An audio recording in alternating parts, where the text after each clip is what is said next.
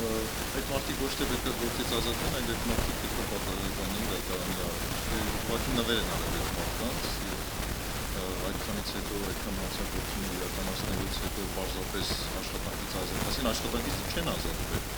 Նրանք կադրերում են ու չենք կարող ասել, ոնց որ Ներսիկ Նազարյանը 2009 ապրիլի 2013-ի ապրիլի 9-ին գնաց ռեզերվ, հետո հիմա այս օրերին նշանակվեց այլ պաշտոնի։ Մեզ մարդիկ պետք է քրեական պատասխանատվություն։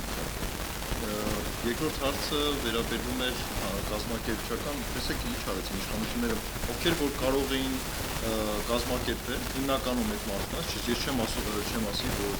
այնտեղ այլ կազմակերպիչներ չկան, բայց հիմնական մարդիկ, ովքեր որ այս տարիների ընթացքում փորձել են միջոցառումներ կազմակերպել, բողոքի ակցիաներ կազմակերպել, այդ մարդկանց ուղղակի մեկուսացրեցին։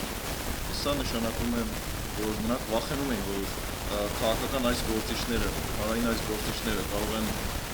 լուրջ իրավիճակ փոխել Հայաստանում, եւ սա իրենց վախի դրսևորումն է։ Երբ որ խոսում են տարբեր իշխանության տարբեր ներկայացուցիչները, տարբեր ամբիոններից խոսում են, որ իրանք ժողովրդավարության օրինակ է այս տարածաշրջանում բերում եւ այլն, նման պրոցեսների, նման քրիտիկական բաներին, երբ որ քաղաքական հակառակորդներին ուղղակիորեն մեկուսացնում են ժողովրդը, ստանում են բանտերը, սա ժողովրդավարության մասին խոսել, եթե երկրում քաղաքական բանտարկյալներ, ժողովրդավարության մնացած ալտրիբուտների մասին խոսել ուղղակի աբսուրդ է։ Այս պարագայում իրանք իրենց կարծիքով այդ պահի դրությամբ լուծեցին խնդիրը եւ անցան առաջ, բայց իրենց ազդեցությունը բերելու են նոր հակազդեցության եւ մենք այս պահին պայքարելու ենք եւ քաղաքական բանտարկյալների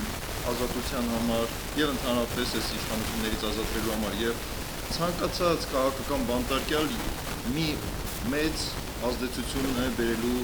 Տեսեք, ամեն մեկի, եթե հաշվենք ամեն մեկի ընտանիքն ու բարեկամները, որ գումարվում են պրոցեսին, սա լրիվ ուրիշ իրավիճակ է։ Այս պարագայում իրանք կարճաժամկետ միգուցե լուծեցին խնդիրը, բայց երկարաժամկետ Հայաստանում ճահճացած այս վիճակը եւ մենք փորձելու ենք Հայաստանը դուրս բերել այս ճահճից։